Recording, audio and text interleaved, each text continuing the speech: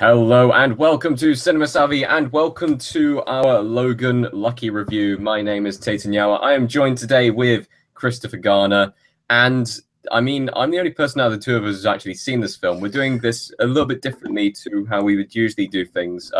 We did exactly the same with The Dark Tower, if anyone saw that review. Basically, I kind of sat back in my chair and just kind of listened to what Chris was saying about the film and asked him a couple of questions on the film because I hadn't personally seen The Dark Tower. Slightly different circumstances this time because I know that I definitely didn't watch The Dark Tower after seeing it. I know that Chris probably wants to see this film after I'm done with it. So yeah, Chris, what do you know about this film so far? Before I go into it, pretty much just the first two trailers. I didn't do a reaction video to the two trailers. I don't know why. I think I saw Daniel Craig's face on the thumbnail and it put me off, which I will get to in one of my questions, by the way. Yeah, but sure. No, I literally just watched the trailers before we hit record. I think it looks fantastic. And I did actually want to get to this movie this week so we could do a joint review. Unfortunately, the times that my cinema's showing it, I couldn't get to it. But yeah, this new way that we're doing reviews where one of us sees the movie and one of us asks questions, it seems to be like the new way we're doing things. Like me and Tom did it for The Conjuring 2, Terminator 2 3D. We did it for The Dark Tower, so you know, whatever gets a review out there. And I'm sure you definitely wanted to talk about this movie anyway. Oh, definitely. And I do want to say that you've only seen the trailers so far. I think the trailers completely undersold the film. I really like the trailer actually, but I mean, you've seen the movie, so yeah, if you've seen both, so you can compare. A long time since I've physically laughed out loud in a cinema, and I wouldn't even say this was a straight up comedy. Like, this is a heist film. This is a crime drama, I would say, but it does have comedic elements through, and also a scene where it gave me goosebumps, which I thought was very, very cool, because it's something that the Ocean's films, I should go into it. This is directed by Steven Soderbergh, who is the same person who directed all of the Ocean's films. Is going to be directing the new Ocean's all-female reboot as well, and this was the film before that. But I never really got goosebumps from watching the Ocean's films. I thought they were quite cool films, but this film actually gave me goosebumps. It had one of those moments in it, which was very, very good. I'm going to be talking about this very quickly, non-spoilers, and then I'll be going definitely into the spoilers of this film because there's no way of avoiding it. And I have no way of avoiding it either. Yeah, so. No. You must listen. Was there any questions you wanted to ask me, Chris, then? The main one for me is, well, I was going to mention the director. I haven't seen any of his previous work, so maybe... You've never seen any of the Ocean films? I've never seen any of the Ocean's films, so maybe they could be some suggestions for future Film Club episodes, who knows? But from what you've seen, was there a similar style between that heist mechanic from those films into this one and the building the team and etc.? Basically, the best way of describing it is that it was an Ocean's 11 heist film, or an Ocean's heist film with what's the film called? Oh Brother, Wherefore Art Thou?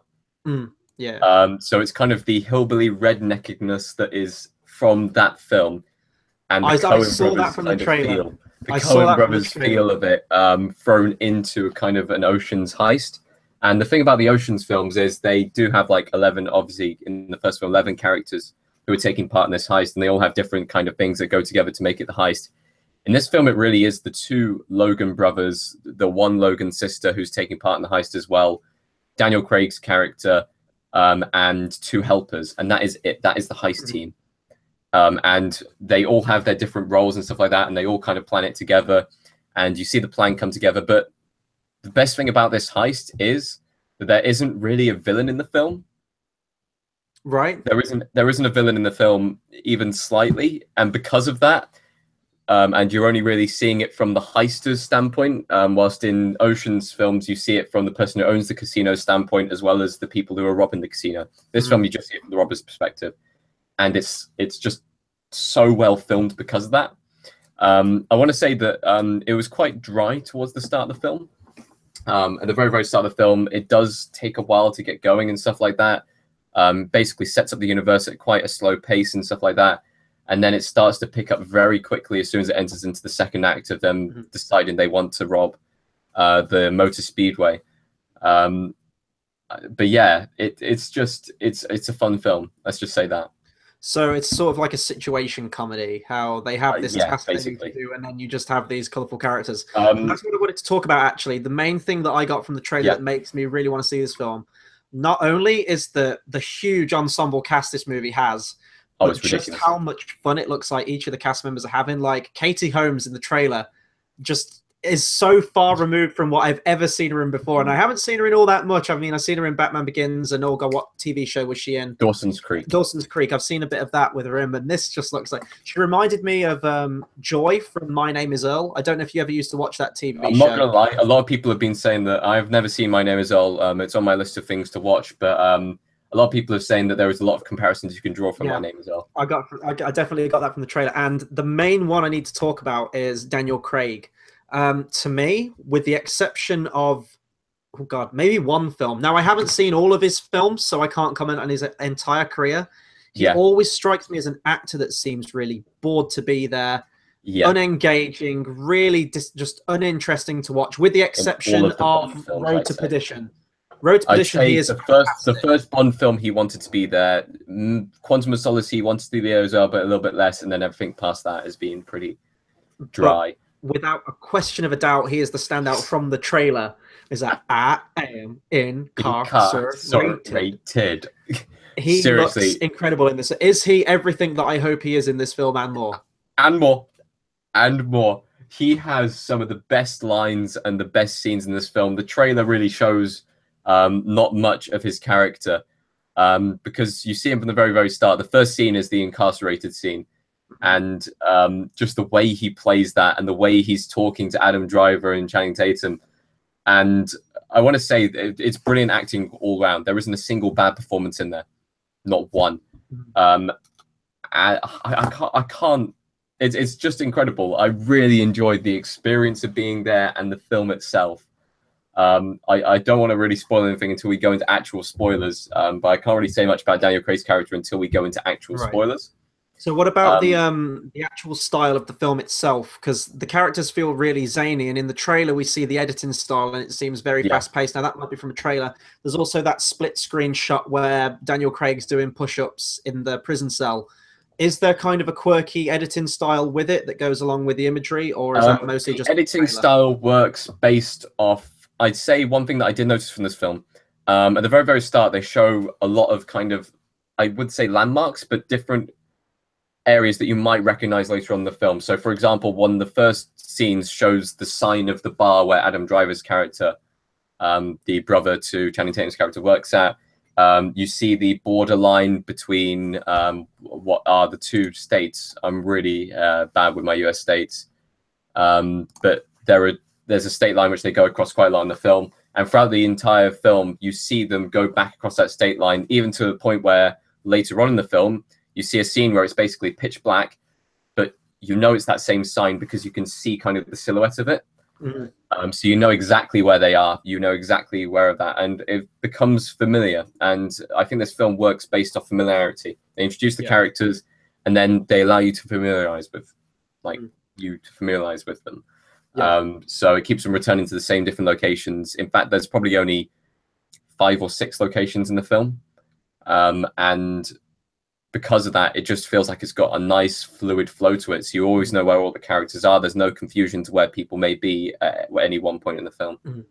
And the final thing I'll say before I let you move into the spoilers is one of the themes in the trailer that I noticed, which I'm sure is much more fleshed out in the actual movie, and maybe even plays into the twist, because you have told me there is a plot twist in this film. There is always a plot twist in the Ocean's films, the way they do the heists.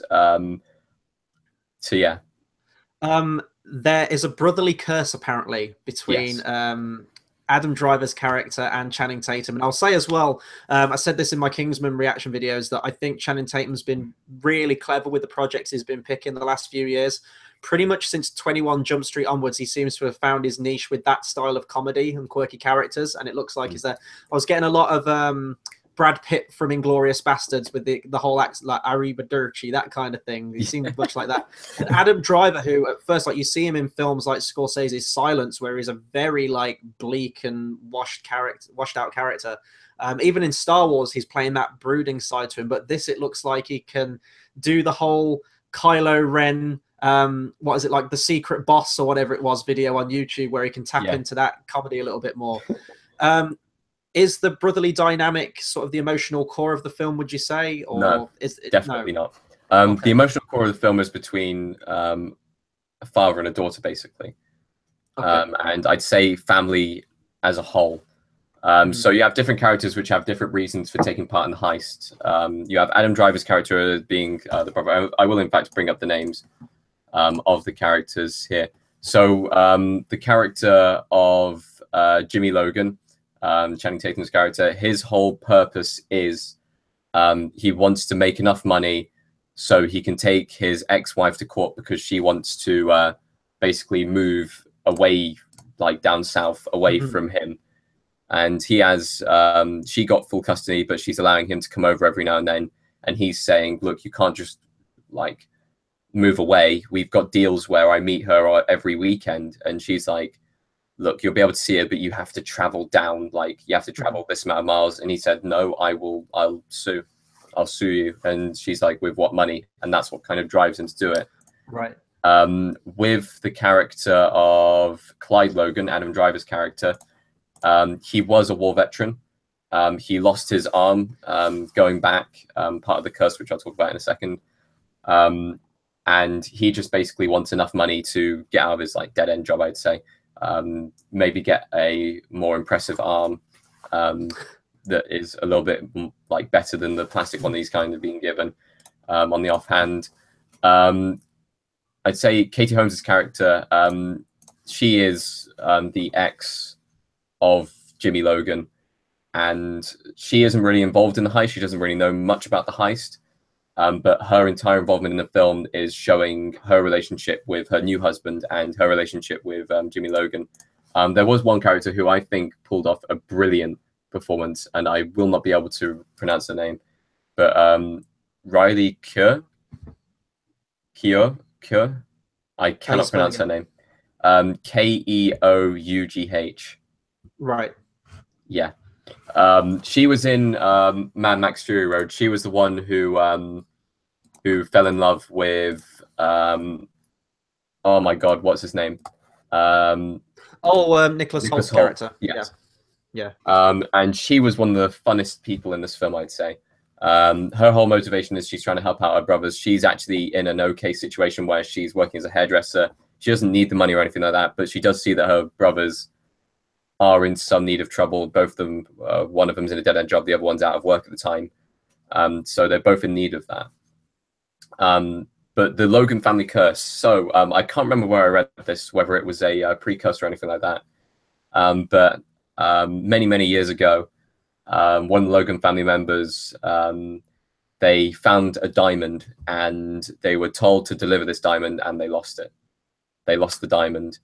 And since then, there has been a curse on the family. So one of the members found a lottery ticket, the winning one, and lost it. We have Adam Driver's character, who was not only just on the way back from the Iraq War, but was literally running to the helicopter to extract him, and that's when he lost his arm. And then, yeah, so that's the whole curse thing. There was loads more curse stories I think I read about the Logan family. I have no idea about this, but it kind of reminds me a little bit of what you said about the missing lottery ticket, and that's a thing that kind of starts My Name is Earl up in motion. But the whole family curse thing, it reminded me of Holes with Shia LaBeouf. I don't know if you've seen that film. With the I've seen Holes, I guess you may as well just head straight into spoilers now. But before you do it, just say, would you recommend this movie? Sort of brief go see this film. It is hilarious. It is truly funny. I think it's probably going to be up for the Golden Globes. I'm not sure about Oscars, but it'll probably be down for the comedy category on the Golden Globes, definitely. Awesome. Really enjoyed it. Okay, spoiler time.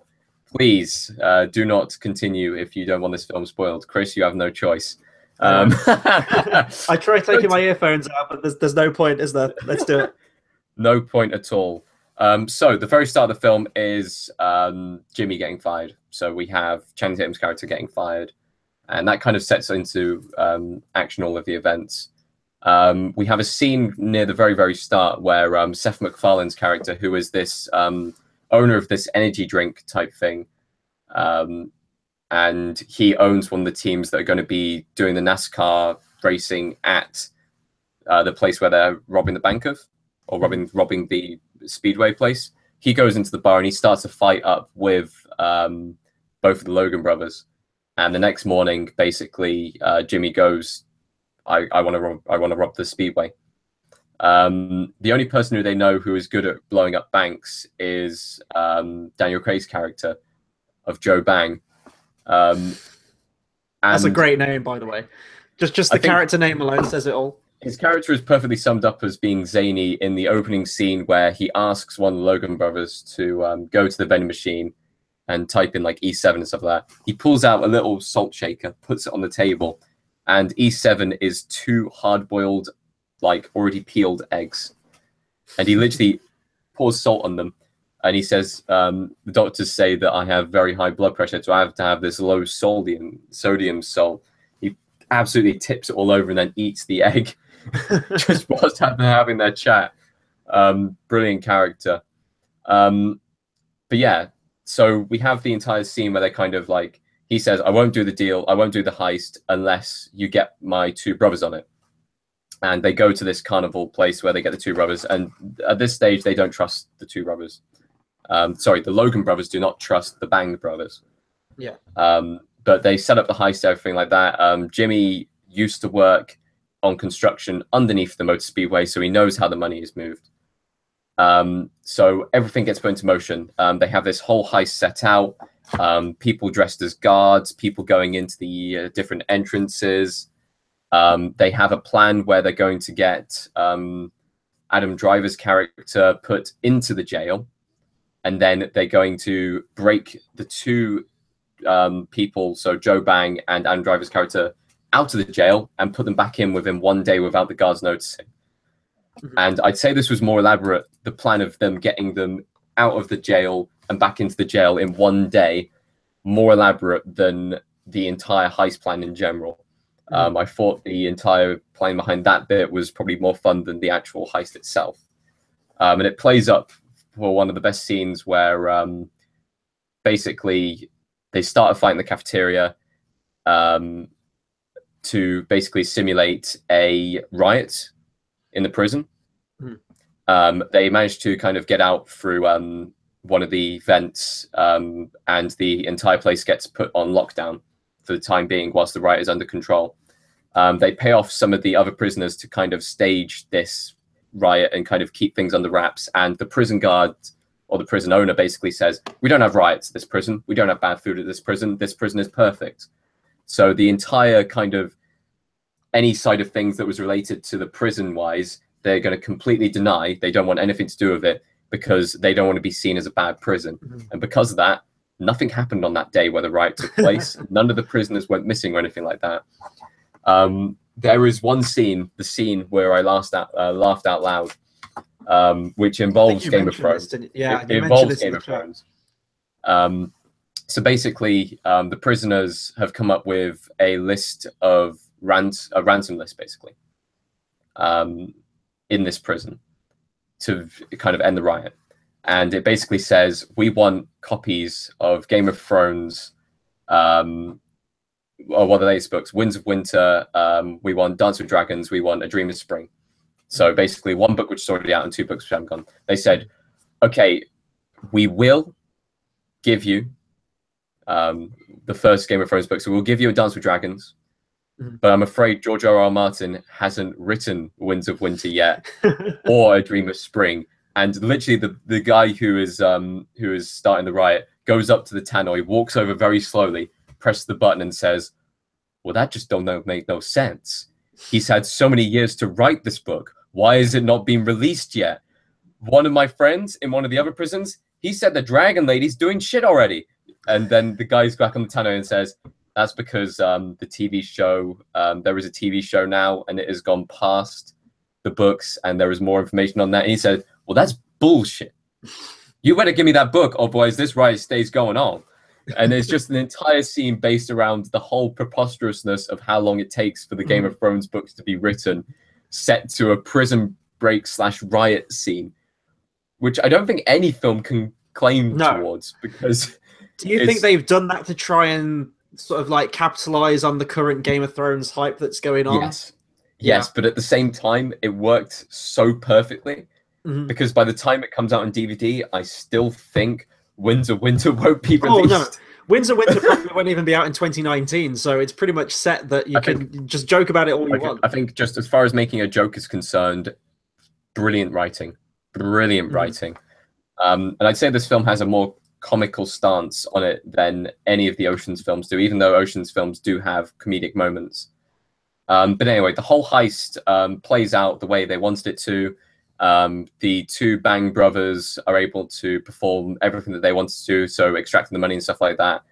And basically what happens is at the very end, one day after the heist has taken place, everything has gone through very, very smoothly. I will go back to one thing which happened on the final bit of the day of the heist, but I want to end my review on that.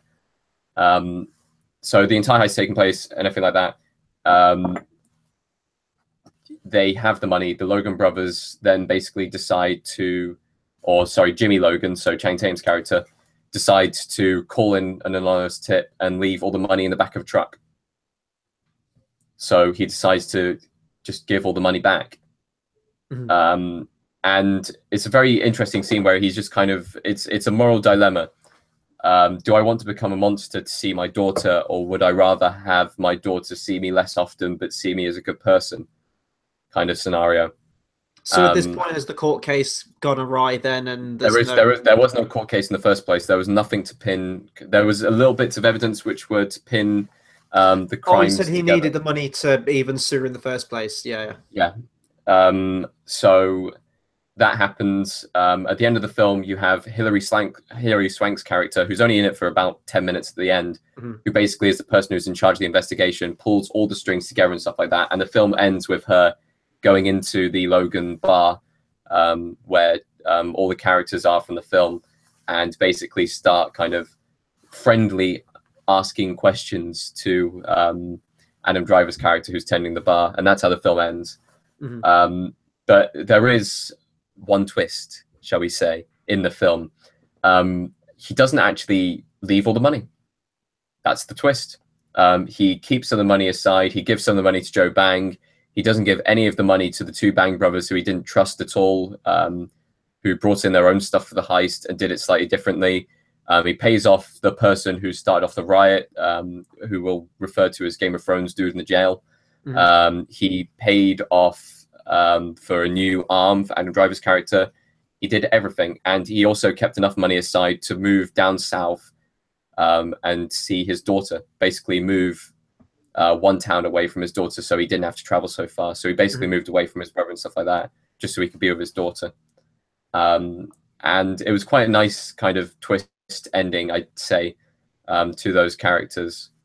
So by the sounds of it, at the end, the police kind of let him get away with it, because if he just like not quite the police, the thing is, the Speedway has its own private police and has all of its matters investigated internally.